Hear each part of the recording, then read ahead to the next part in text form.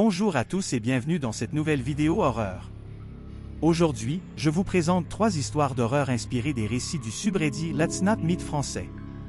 Si vous appréciez ce genre de contenu, n'hésitez pas à le montrer en laissant un commentaire, en mettant un pouce en l'air et en vous abonnant à la chaîne.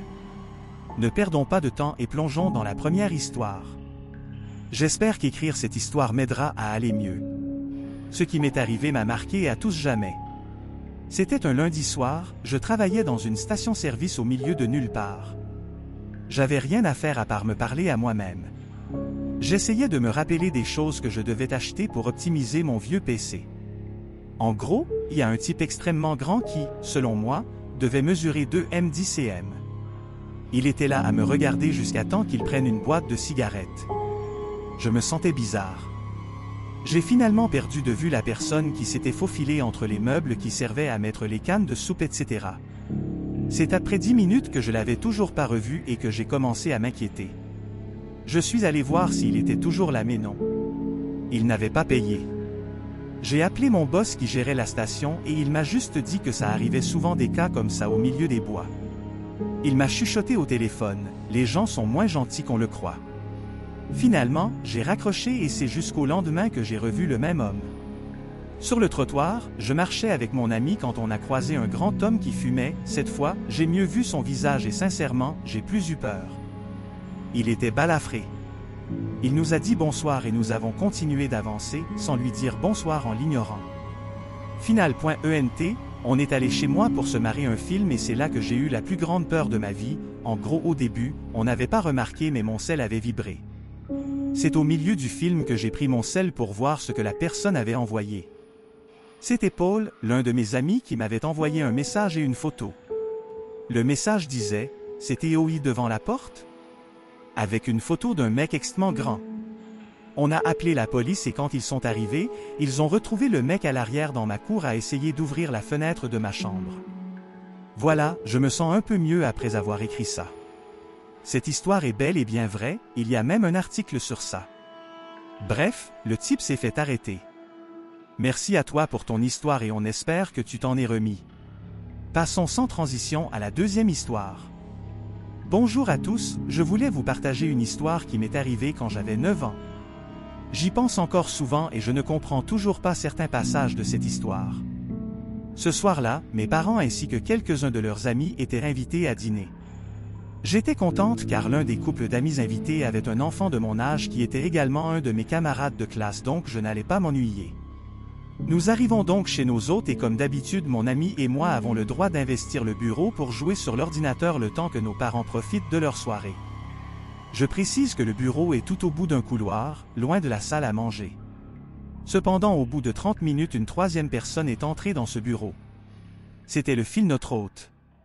Il nous l'avait présenté en début de soirée en nous expliquant qu'il avait 20 ans, qu'il vivait chez sa mère en Bretagne et qu'il venait parfois en visite comme aujourd'hui. Nous l'appellerons Gaël. Gaël nous explique qu'il préfère rester avec nous plutôt que de passer la soirée avec des vieux et nous propose de jouer à un jeu, il nous pose des questions et nous devons y répondre. Au début on se dit que ce jeu a l'air amusant et on accepte de jouer. Cependant, toutes ces questions m'étaient en fait destinées, il n'en posait pas à mon ami et ces questions me mettaient vraiment très mal à l'aise. Je ne me souviens plus de ces premières questions, comme si mon cerveau les avait effacées de ma mémoire pour me protéger. Mais je me souviens de ces 2 dernières questions. Il me demanda d'abord si j'avais déjà embrassé un garçon, ce à quoi je répondis non, puis il me demanda si j'avais un amoureux.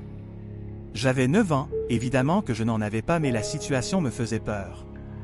J'avais l'impression qu'il ne me regardait pas de la manière dont il devait et ne me parlait pas non plus comme quelqu'un qui avait de bonnes intentions alors j'ai décidé de mentir et j'ai dit oui.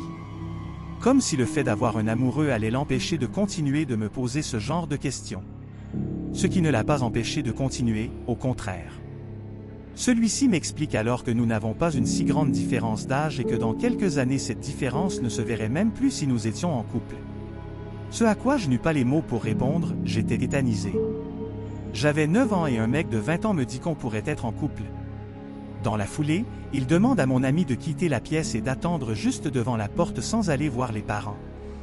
Mon ami s'exécute alors sans vraiment comprendre, car les enfants obéissent bêtement aux adultes, mais moi j'étais tétanisé. Je ne savais pas de quoi j'avais vraiment peur, mais des sonnettes d'alarme retentissaient dans tout mon corps. Il me demande alors de m'asseoir en tailleur et de fermer les yeux. Je lui demande pourquoi, mais il me répond seulement de ne pas avoir peur et de faire ce qu'il me dit, alors je m'exécute à contre-cœur. Mon cœur bat à 1000 à l'heure et j'attends alors les yeux fermés qu'il parle ou fasse quelque chose, mais rien. Alors j'ouvre les yeux le plus subtilement possible et je vois qu'il est à genoux devant moi, le visage très proche, les yeux ouverts, et il ne dit rien, ne bouge pas. C'en fut trop pour moi et je me mis à crier mon ami pour qu'il rentre à nouveau dans le bureau pendant que Gaël lui disait de rester dehors. Mon ami est finalement rentré et ce n'est que là que j'ai eu le courage de sortir de la pièce et de rejoindre mes parents dans la salle à manger. Je n'ai raconté cette histoire à mes parents qu'une dizaine d'années après. Je n'ai plus jamais voulu manger chez ses amis après ça, je ne l'ai jamais revu et je n'ai jamais compris ce qu'il faisait en silence sans bouger face à moi dans ce bureau. Merci pour ton histoire et force à toi. Passons maintenant à la dernière histoire. Salut, je m'appelle Max et il m'est arrivé un truc pas très cool lorsque j'avais entre 10 et 11 ans. À cette époque, comme beaucoup de personnes malheureusement, mes parents étaient divorcés depuis un petit moment déjà, à tel point que mon père avait retrouvé une copine avec qui il s'était marié et chez qui nous habitions depuis déjà 3 ans. La maison de ma belle-mère était à l'entrée d'une forêt, ce qui avait pour conséquence de me laisser de la liberté avant, pendant et après le confinement. De temps à autre, j'allais donc me promener dans cette forêt où se trouvait un chemin principal qui se séparait en 3. En premier, ce chemin menait vers une rivière à gauche. Ensuite, il menait vers des gens du voyage tout droit. Et juste avant, se trouvait un petit passage menant à une chapelle en haut d'une colline qui était en mauvais état et où personne n'allait sauf moi. Un jour, je décide donc d'aller à cette chapelle, je traverse donc la forêt, je monte la colline et arrive à cette chapelle en milieu d'après-midi. À ma grande surprise, contrairement aux autres fois, se trouve dans la chapelle un religieux en train de prier. Par respect, je ne le dérange donc pas, mais me pose quand même des questions sur cet homme, comme par exemple d'où vient-il, pourquoi ne parle ni ne bouge-t-il pas. Je ne suis pas très religieux, je ne m'y connais donc pas, ne m'en voulez pas s'il vous plaît. Ayant donc fini sa prière, il se lève et ne me regarde pas. Je lui dis donc bonjour par politesse, ce à quoi il arrête de bouger sans rien dire. Après quelques secondes, il se décide enfin à bouger pour se retourner vers moi et me courir après en me criant dessus. Je cours donc dans la direction inverse sans me retourner, sauf une fois où je perçois juste cet homme qui me regarde courir. Je ne suis jamais retourné dans cette chapelle de peur de le revoir. Merci d'avoir suivi la vidéo. Si vous voulez d'autres histoires d'horreur dans le même style, abonnez-vous et laissez des commentaires. À bientôt!